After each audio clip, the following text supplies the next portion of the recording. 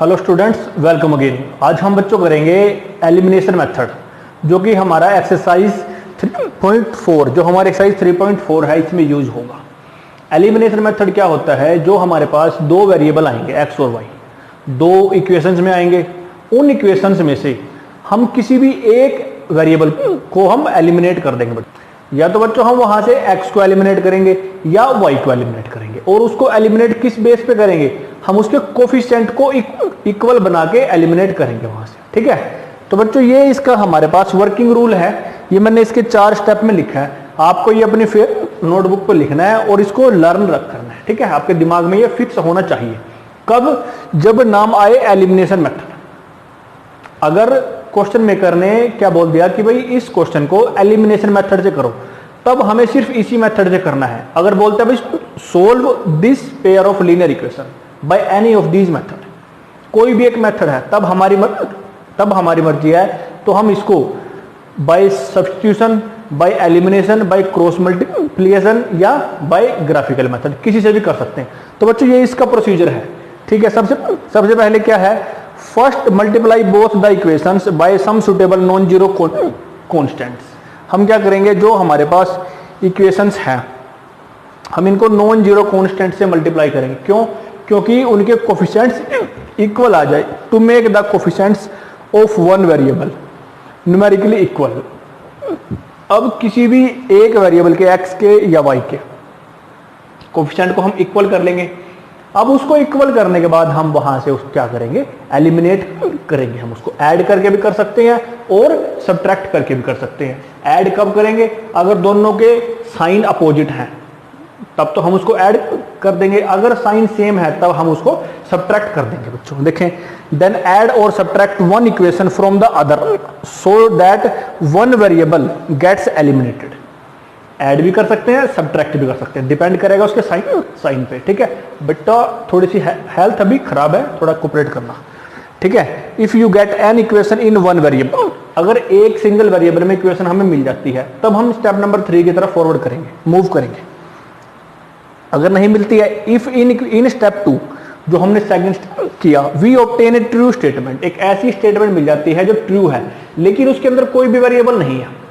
जैसे value put की, हमारे पास 9 = 9 आ गया, 2 = 2 आ गया, इक्वल है, ट्रू स्टेटमेंट है लेकिन कोई वेरिएबल नहीं है। इसका मतलब क्या हुआ कि उस इक्वेशन के जो पेयर ऑफ लीनियर इक्वेशन हमारे पास गिवन है, उसके इनफाइनाइटली मैनी सॉल्यूशंस आएंगे। और ऐसे ही अगर कोई एक ऐसी स्टेटमेंट आती है जो फॉल्स है लेकिन उसके अंदर कोई भी वेरिएबल नहीं है, तो उसके हमारे पास कोई भी सॉल्यूशन नहीं आएगा। फिर आपको पता है कोई भी सॉल्यूशन नहीं आता है तो वो कौन सी इक्वेशन होती है? वो पैरेलल लाइंस को रिप्रेजेंट करती है। पैरेलल लाइंस को रिप्रेजेंट करेगी तो वो लीनियरली इंडिपेंडेंट भी होगी। इंडिपेंडेंट है तो वो साथ साथ इनकंसिस्टेंट भी होगी। वो यही लिखा बच्चों हमने। If in step 2 we obtained a false statement involving no variable, statement भी फॉल्स है और कोई भी वेरिएबल नहीं है, then the original pair of equations has no solution. No solution तो पैरेलल लाइन तो इनकंसिस्टेंट तो इंडिपेंडेंट।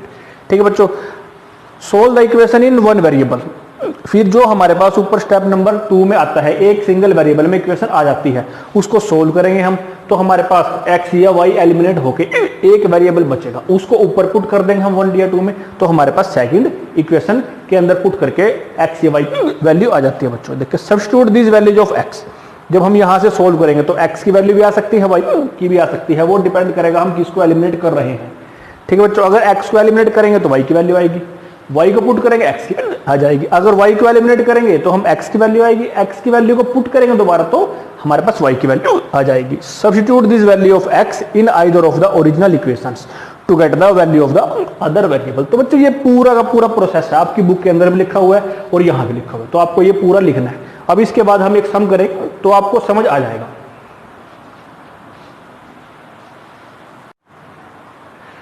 ये बच्चों हमारे पास क्वेश्चन नंबर 1 आता है एक्सरसाइज 3.4 का। क्या है? Solve the following pair of linear equations. ये है, इसको सोल्व करना है। कौन से मेथड से?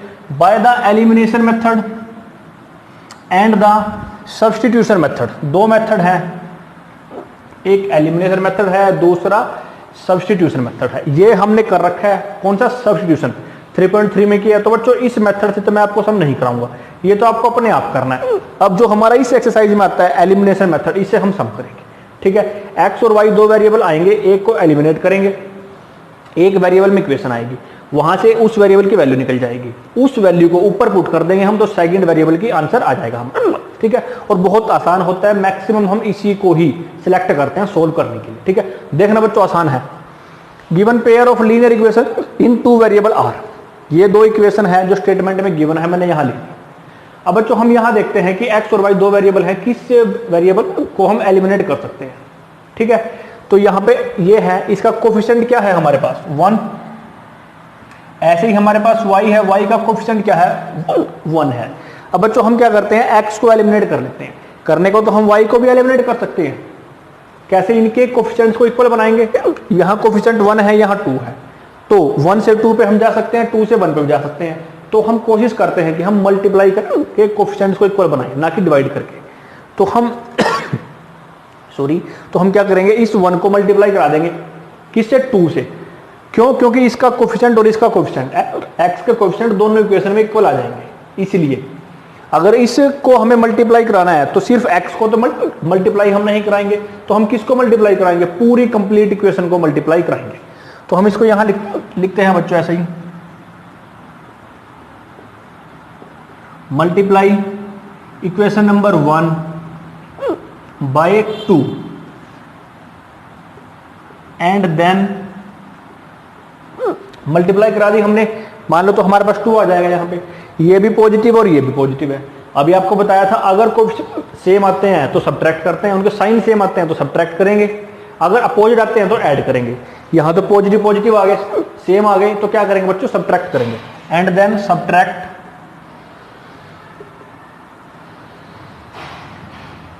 फ्रॉम इक्वेशन, उसके बाद सब्ट्रैक्ट कर देंगे हम किसको, इक्वेशन नंबर 2 को, and then subtract equation number 2।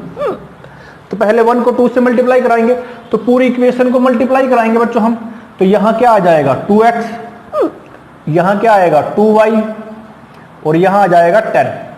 फिर इसको हम कराएंगे, इसको सब्ट्रैक्ट कराना है हमें, तो इसके नीचे लिखते हैं, सब्ट्रैक्ट के लिए साइन चेंज करेंगे, ये 2 पॉजिटिव है तो नेगेटिव हो जाएगा, ये नेगेटिव है तो पॉजिटिव, और ये नेगेटिव। यहां से बच्चों 2x से 2x हमारा कैंसिल आउट होगा, क्योंकि ये पॉजिटिव और ये नेगेटिव है। यहां क्या बचेगा, ये y एज इट इज रहेगा, 2 प्लस और 3 भी प्लस है, तो क्या आ जाएगा 5 आ जाएगा, और यहां पे आएगा 6। तो बच्चों y की वैल्यू निकल आती है हमारे पास क्या, 6/5। अब इस y की वैल्यू को हम 1 या 2 में किसी के अंदर भी पुट करेंगे, तो वहां से x की वैल्यू आएगी। एक बार फिर देख लो बच्चों, हमने क्या किया, x को एलिमिनेट करना चाहा दोनों इक्वेशन में से, तो हम x के कोफिशिएंट को इक्वल बनाएंगे। कैसे बनाएंगे, एक दूसरे के साथ मल्टीप्लाई करा के बनाएंगे। तो यहाँ पे क्या है 1 है और यहाँ 2 है, तो मैंने क्या किया, इसको इक्वेशन नंबर 1 के जो कोफिशिएंट है x का 1 है, इसको 2 बनाना चाहा, तो 1 को मैं 2 कैसे बना सकता हूँ, जब 2 से मल्टीप्लाई कराऊंगा। तो मैं सिर्फ एक सिंगल वेरिएबल को तो मल्टीप्लाई कराने से रहा, तो किसको कराऊंगा, पूरी इक्वेशन को कराऊंगा। तो मैंने पूरी इक्वेशन को 2 से मल्टीप्लाई कराया, तो 2x plus 2y equal to 10। उसके बाद मैंने 2 को सब्ट्रैक्ट किया, क्यों, क्योंकि दोनों के साइन पॉजिटिव थे, तो मेरे पास ये आ गया बच्चों। अब इसको पुट करते हैं हम, पुट वैल्यू ऑफ y कहां, जो आपका मन करे, आप इक्वेशन नंबर 1 में भी कर सकते हो, 2 में भी कर सकते हो। तो मैंने इक्वेशन नंबर 1 में पुट किया, तो मेरे पास क्या आता है 1x प्लस 1y, 1y तो मेरे पास यही है, इज इक्वल टू 5। इसको सोल्व कर लेते हैं बच्चों हम, तो x ये कहां चला जाएगा, शिफ्ट कर देते हैं, फिर एलसीएम आएगा हमारे पास, एलसीएम आगे हमारे पास x की वैल्यू क्या आती है 5 आएगा हमारे पास एलसीएम, ऊपर क्या आ जाएगा 25 माइनस 6, तो बच्चों आंसर आ जाता है हमारे पास 19/5। ये x की वैल्यू आ गई और ये y की वैल्यू आ गई। देखो बिल्कुल आसान है। फिर लास्ट में हम लिख सकते हैं the solution of given pair of linear equations in 2 variable is, क्या सॉल्यूशन आया, x is equal to 19/5 and y is equal to 6/5।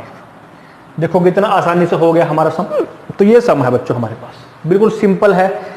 दो इक्वेशन आएंगी, x या y में से किसी भी एक को एलिमिनेट कर लो कोफिशिएंट इक्वल करके।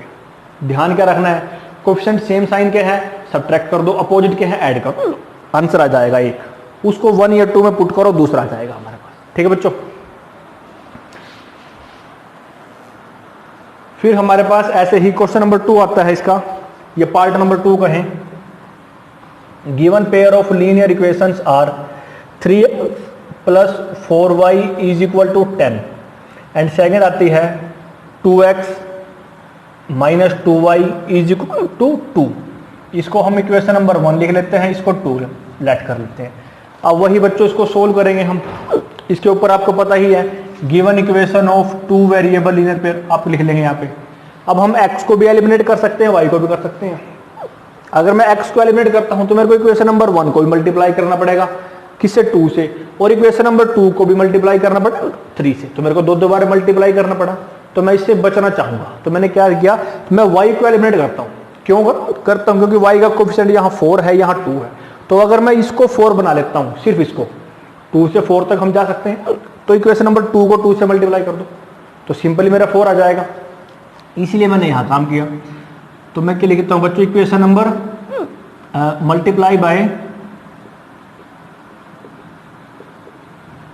Multiply equation number 2 by 2 and then add equation number 1। Add क्यों किया बच्चों, क्योंकि अपोजिट साइन है। ठीक है, इक्वेशन नंबर 2 को तो 2 से मल्टीप्लाई कर दो, तो यहां क्या आ जाएगा, 4x - 4y = 4। यहां इसको ऐड करना है तो इसके नीचे लिखेंगे हम = 10। अगर ऐड करेंगे तो कोई भी साइन चेंज नहीं होगा, तो ये 4y से 4y कैंसिल आउट होगा, तो यहां आ जाता है 7x = 14। फिर हम x की वैल्यू निकालते हैं 14/7 करके, 7 बन जा और 7 2 जा।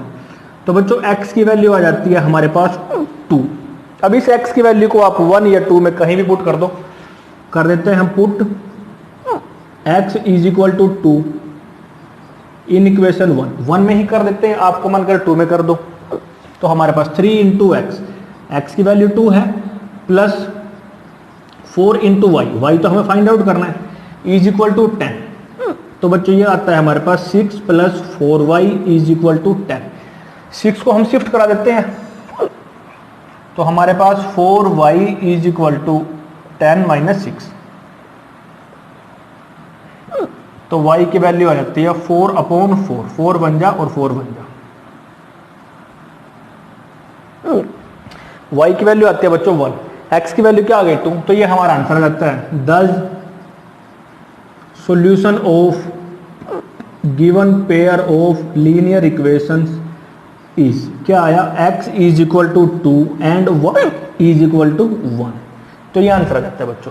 फिर जो ये सेकंड मेथड है बच्चों हमारा सब्स्टिट्यूशन मेथड, इससे आपको अपने आप का करना है। इसके 4 पार्ट है, 4 के 4 आपको अपने आप करने हैं। ठीक है, वही फ्रॉम इक्वेशन नंबर 1 में से या 2 में से एक वेरिएबल की वैल्यू निकाल लो, दूसरे में पुट कर दो, फिर उसको सोल्व कर लो। ठीक है, तो ये कर लेने आपको, सिर्फ क्वेश्चन नंबर 1 के 4 पार्ट ही करने हैं।